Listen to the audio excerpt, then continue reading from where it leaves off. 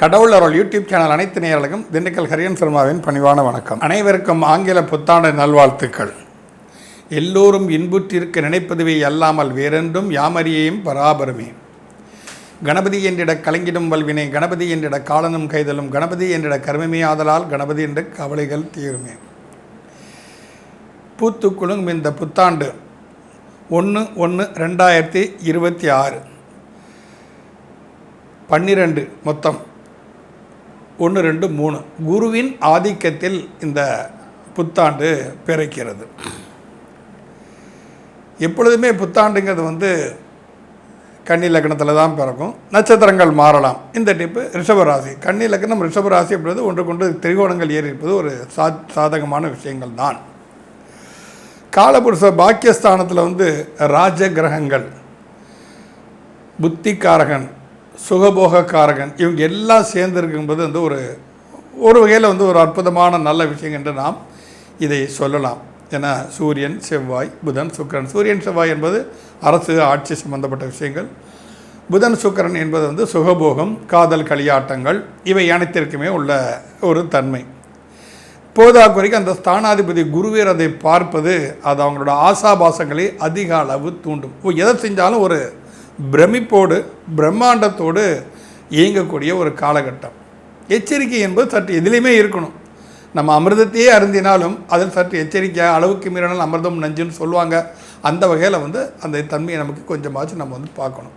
அந்த வகையில் பார்க்கும்போது ஒரு 1/1/2026 என்பது அனைவருக்கும் ஒரு அற்புதமான ஆண்டாக விளங்கி அனைவரும் சீரும் சிறப்போடு வாழ வேண்டும் என்று உங்கள் அனைவர் சார்பாகவும் எல்லாம் வல்ல ஈசனை நான் பிரார்த்திக்கிறேன். இந்த கன்னியா லக்னத்திற்கு சுகஸ்தானத்தில்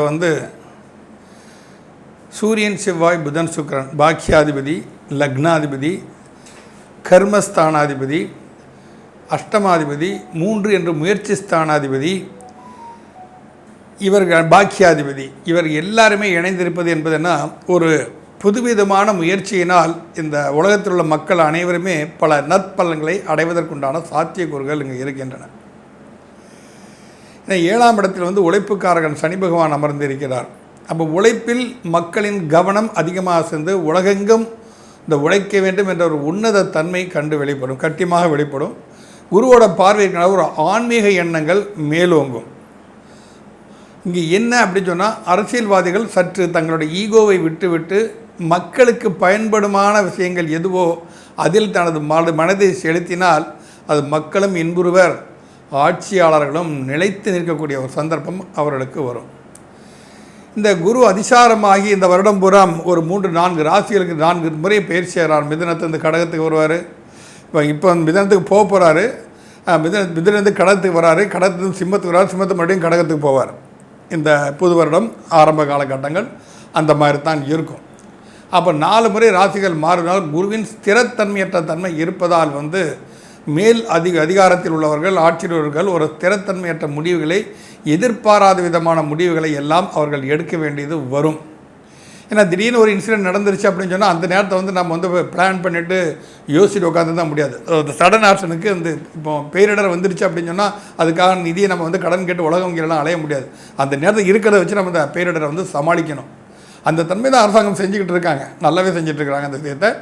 அதுபோல் ஒரு திடீர் ஒரு ஏற்ற இறக்கங்கள் வரும் பொழுது ஆட்சியாளருக்கு சற்று அது தலைவலியாகத்தான் இருக்கும். இப்போ தங்கம் விலை, மிதுனத்தில் குரு தங்கம் விலை கண்டிப்பாக ஏறும். தங்கம் விலை 1/1/2026 முன்னால் அப்போ மிதுனத்தில் குரு சஞ்சரிக்கக்கூடிய காலகட்டங்கள் தங்கம் விலை கொஞ்சம் மந்தப்பட்டு மறுபடியும் ஏற ஆரம்பிக்கும். திரும்ப கடகத்துக்கு வரும்போது அது கொஞ்சம் ஆடி ஆவணி மாதங்களில் கொஞ்சம் சுமாராக இறங்கும், மறுபடியும் திரும்ப ஏறக்கூடிய தன்மை இருக்குது. தங்கம் விலைகள்லாம் பொருளாதார முன்னேற்றங்கள் ஏற்படும். வெளிநாட்டிலிருந்து இன்கமிங் எல்லாம் வரக்கூடியவர்கள்லாம் நல்ல சாதாரணமாக வரும். நம்மளுடைய எக்ஸ்போர்ட் பண்ணக்கூடிய ஒரு தன்மை, நம்ம நாட்டிலிருந்து வெளிநாட்டுக்கு அனுப்பக்கூடிய சாதனங்கள் இவைகளெல்லாம் தன்மை சற்று அதிகரிக்கும். இதனால் வேலை வாய்ப்புகள் அதிகமாக உருவாகும். வருமானம் பாரத நாட்டிற்கு கண்டிப்பாக பெருகும். ஆனால் அனைத்திலுமே ஒரு பிரேக் டவுன் என்பது கண்டிப்பாக உண்டு. ஒரு ஸ்பீட் பிரேக்கர்னு சொல்லுவாங்க. இந்த ஸ்பீட் பிரேக்கர் தான் சமாளிச்சிடலாம், செவத்தையே எழுப்பிச்சா என்ன செய்கிறது, இந்த மாதிரி சூழ்நிலையெல்லாம் கண்டிப்பாக வரும். இதையும் ஆட்சியாளர்கள் தங்கள் மனதில் வைத்து கொண்டு செல்வதும். அதாவது ஜோதிடம் என்பது ஒரு எச்சரிக்கை உணர்வு. இதெல்லாம் நடக்க சந்தர்ப்பங்கள் இருக்கின்றன, எச்சரிக்கையாக இருக்கணும். ஏன்னா எல்லோரும் நல்லா இருக்கணும். நீங்கள் இருக்கிற அந்த பூமியில் தான் நாங்களும் இருக்கிறோம். அதனால் நாங்களும் நல்லா இருக்கணும், நீங்களும் நல்லா இருக்கணும், எல்லாருமே நல்லா இருக்கணும். அப்போ அந்த தன்மையில் பார்க்கும்போது எல்லா விஷயத்தையுமே யோசிக்க வேண்டும். அந்த யோசித்து தான் செயல்படும். அவ்வாறு செயல்பட்டார்களானால் இந்த பூத்து கொடுங்கும் புத்தாண்டு உலகெங்கும் கொண்டாடப்படுகிறது. நாமும் சேர்ந்து கொண்டாடுவோமே. எந்த சமுதாயம் என்பது மட்டுமல்ல, அனைவரும் ஒரு செய்யும் ஒரு சேர் நற்செயலாக இருந்தால் அதில் நாமும் இணைந்து செயல்பட்டு சீரும் சிறப்போடு வாழ்வோம். இனி நாம் ஒவ்வொரு ராசி ரீதியாக இதனுடைய விளக்கங்களை நாம் பார்க்கலாம். மேசராசி நேயர்களே, உங்கள் 6ஆம் இடத்தில் லக்னமும் உங்கள் ராசிக்கு 2ஆம் இடத்தில் ராசியும் விடுகிறது. சந்திரன் ரிஷபத்தில் சஞ்சரித்து கொண்டு இருப்பதால் அது மேசராசிக்கு 2ஆம் இடம், தனக்கனக குடும்பஸ்தானம், வாக்குஸ்தானம் என்றெல்லாம் நாம் இதில் இங்கே சொல்கிறோம். இந்த மேசராசிக்கு முயற்சி ஸ்தானத்தில் பாக்கியாதிபதி குரு பகவான் சஞ்சரித்து கொண்டிருக்கிறார். அவர் உச்சத்தை நோக்கி பயணித்து கொண்டிருக்கிறார். ஆகையால் நீங்கள் எடுக்கும் முயற்சிகள் சற்று தர்ம நெறியில் இருந்தால் அதீத வெற்றியை கண்டிப்பாக உங்களால் பெற முடியும். ஏன்னா உங்கள் பாக்கியஸ்தானத்தை அந்த குரு பகவான் பார்க்குறார். உங்கள் பாக்கியாதிபதி பாக்கியஸ்தானத்தை பார்ப்பது நல்லது. அது மட்டுமல்லாமல் முயற்சி ஸ்தானாதிபதியும் அங்கே இருக்கிறார், 7ஆம் இடத்திற்கு அதிபதியும் அங்கே இருக்கிறார், உங்கள் ராசியாதிபதியும் பாக்கியஸ்தானத்தில் இருக்கிறார், பூர்வ புண்ணியஸ்தானம் என்று சொல்லக்கூடிய 5ஆம் அதிபதி அங்கே பாக்கியத்தில் இருக்கிறார். அப்போ என்னென்னா பூர்வீக சொத்து சம்பந்தப்பட்ட விஷயங்கள் வில்லங்கங்கள் இருந்தால் அதை தீர்த்து கொள்ளக்கூடிய ஒரு சாதகமான காலகட்டம் இதை என்று நாம் சொல்லலாம். தர்ம நெறி தவறக்கூடாது. 7ஆம் அதிபதி சுக்கிரன், 2-7 கூடிய சுக்கிரன் பாக்கியஸ்தானத்தில் இருப்பதால் தனுசு ராசியில் சுக்கிரனுக்கெல்லாம் பகை கிடையாது, எந்த கிரகமே பகை கிடையாதுங்க. இருப்பதால் இல்லால் மூலம் ஆணாக இருந்தால் பெண்ணின் மூலமும், பெண்ணாக இருந்தால் ஆணின் மூலமும் வருமானங்கள் செல்லும். ஆண்கள் மேசராசிக்காரர்களாக இருந்தால் மனைவியின் பேச்சை கேட்டு நடப்பது சற்று நல்லது. ஏன்னா 2-7 கூடியவர்கள் மனைவி குடும்பஸ்தானத்துக்கும் அதிபதி அவர் தான், களத்திர ஸ்தானத்திற்கு அதிபதியும் அவர் தான். அந்த சுக்கிரன் பாக்கியஸ்தானத்தில் அமர்ந்திருப்பதால் சற்று எந்த ஒரு பெரிய விஷயங்கள் எடுப்பதாக இருந்தாலும், எந்த ஒரு தொழில் ரீதியான முயற்சியில் இறங்குவதாக இருந்தாலும் சற்று மனைவிடம் ஆலோசனை பெறுவது சாலச் சிறந்தது. அதே போல் மனைவிக்கும் இப்படி தான். ஒரு பெண் மேசராசியாக இருந்தால் அவரிடம் கணவரிடம் ஆலோசனை கேட்டுவிட்டு செய்வது மிகவும் சாலச் சிறந்தது.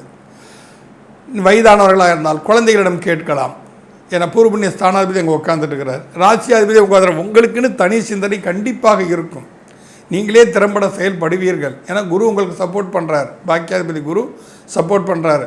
அப்படி இருக்கும்போது இருந்தாலும் தனக்குத்தான் தெரியும் என்ற ஒரு அகங்கை இருந்தால் அந்த அகந்தையை விட்டு விட்டு செயல்பட்டீர்களே ஆனால் இது நிச்சயமாக அந்த மேசராசிக்கு ஒரு அற்புத நற்பலன்களை கண்டிப்பாக கொடுக்கும். அதே சமயத்தில் உங்கள் ராசிக்கு விரயஸ்தானத்தில் சனி இருந்தால் பயப்பட வேண்டிய அவசியம் கிடையாது. ஏன்னா இப்போ ஏழரை நாடு சனி எல்லாரும் சொல்லிகிட்டு இருக்கிறோம். நம்ம சனி பகவானை பொறுத்த வரைக்கும் 7 நாடு சனியாக இருந்தாலும் அவரும் 10ஆம் பார்வையாக உங்கள் பாக்கியஸ்தானத்தை பார்ப்பதால் இப்போ நான் கர்ம அதிகாரி சனி பகவான் என்பதால் நீங்கள் தர்ம நெறி தவறாமல் நடந்து கொண்டிருந்தால் அந்த கர்ம விகாரகன் சனி உங்களுக்கு என்றுமே ஆதாயத்தை தான் கொடுப்பான். அதில் எந்தவித மாற்று கருத்தும் இல்லை. இப்போ சனி பகவானை நாம் வசப்படுத்துவது என்பது மிக மிக எளிது. மற்ற கிரகங்களுக்காக மிகவும் தபோபலம் இருக்கணும், ஜபம் பண்ணணும், பூஜை பண்ணணும், யாகங்கள் பண்ணணும், ஹோமங்கள் பண்ணணும், இந்த மாதிரி நிறைய விஷயங்கள் இருக்குது. ஆனால் சனி பகவானை பொறுத்தவரை அவ்வாறு அல்ல. எளியோருக்கு நீங்கள் உதவி புரியுங்கள், அதே சனியை சென்றிடம் பேர்த்தி. அது மட்டும் இல்லாமல் சனி பகவான் எந்த ஒரு விஷயத்தையும் நீங்கள் பாதுகாக்கப்படணும்னு சொன்னால் தினமும் எழுந்து தாயை கிழக்கு நோக்கி அமர வைத்து அவருக்கு பாத பூஜை செய்து அந்த தண்ணீரை தலையில் தெளித்து கொள்ளுங்கள். நீங்கள் நிச்சயமாக தாயின் ஆசீர்வாதம் என்றுமே உங்களுக்கு. யார் ஒருவர் தாயை அதிகமாக நேசிக்கிறார்களோ, யார் ஒருவர் தன்னை பெய்கின்ற தாயை அதிகமாக மதித்து பழகிறார்களோ அவருக்கு சனி பகவான் என்றுமே துணை புரிவான். எப்பேற்பட்ட ஒரு சத்குணமுள்ள புத்திரனாக இருக்கிறான். என்னோடய தாயின் எந்த ஒரு தாயுமே என்ன நினைப்பாங்க, என் மகன் ரொம்ப வாழ்க்கையில் முன்னேறணும், எல்லா வித சௌசரியங்களையும் அடைஞ்சால் சந்தோஷமாக இருக்கணும், நாம் நிறைய கஷ்டப்பட்டோம், வீடு வாசல்லாம் பாத்திரம் தேய்ச்சி வாசல் தெளித்து பெருக்கியெல்லாம் சந்தோஷப்படு வாழ்க்கை நடத்தியிருக்கோம், ஆனால் என் பையன் ராஜா மாதிரி இருக்கணும் எந்த தாயுமே நினைப்பாங்க.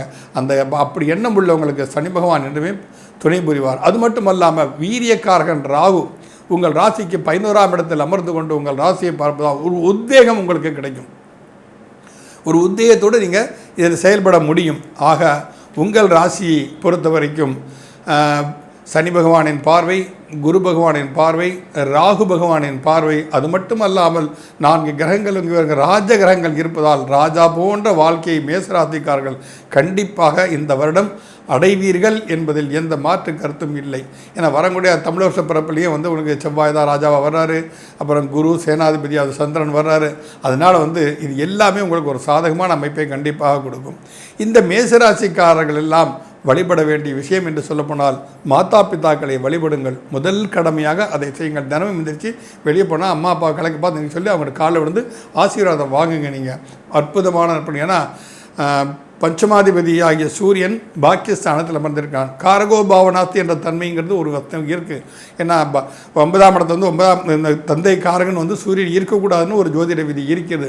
ஆனால் அவரை வணங்கி சென்றீர்களே ஆனால் அவருடைய பரிபூர்ண ஆசி உங்களுக்கு கண்டிப்பாக கிடைக்கும். ஏன்னா பொதுவாக சூரியனுக்கும் சனிக்கும் தந்தை மகன் உறவு உண்டு. ஆனால் சூரியன் எவ்வளோதான் கோவப்பட்டாலும் சனி வந்து கர்மக்காரன் என்ற காரணத்தினால் வந்து தந்தையை அவன் எதிர்த்து பேசியதில்லை. நமக்கு ஜாதக ரீதியாக சொல்கிறோம் சனி ரொம்ப கொடூரமாக பார்க்கக்கூடியவன், சூரியனுக்கு கடுமையான பகையாளி அப்படிங்கிறது. இருந்தாலும் தாய் தந்தை உறவு என்பதை சனி பகவான் என்றுமே மறுத்ததில்லை. காரணம் அவருடைய தந்தை அவன் கர்மநெறி கர்மத்தின் விளைவினை தரக்கூடியவன் தான் அந்த சனி பகவான். அவருடைய பார்வை பெறுவது, வீரியக்காரகன் ராகுவின் பார்வை பெறுவது, ஒரு உத்வேகத்தோடு நீங்கள் செயல்படுவது, பொருளாதார காரகன் சுக்கிரன், புத்திக்காரகன் புதன், செயல் வீரன் செவ்வாய், கீர்த்தி புகழ் வெற்றி அனைத்தையும் தரக்கூடியவன் சூரியன்.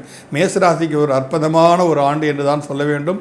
தாய் தந்தையை வழங்குவதோடு துர்க்கையை வழிபாடு பண்ணுங்கள், பிரதோஷ வழிபாடெல்லாம் நீங்கள் பண்ணுங்கள். நிச்சயமாக இந்த வரக்கூடிய 1/1/2026 உங்களுக்கு ஒரு அற்புத நற்பலனாக தரக்கூடிய நல்ல ஆண்டாக அமையும் என்பதில் எந்தவித சந்தேகமும் வேண்டாம். மீண்டும் அடுத்த பதிவில் பார்ப்போம். கடவுள் அருள் டிவியை பார்த்தமைக்கு நன்றிகள். மேலும் இது போன்ற தகவல்களை தெரிந்து கொள்ள கடவுள் அருள் டிவியை சப்ஸ்கிரைப் செய்யுங்கள். மறக்காமல் பெல் ஐக்கானை கிளிக் செய்யுங்கள்.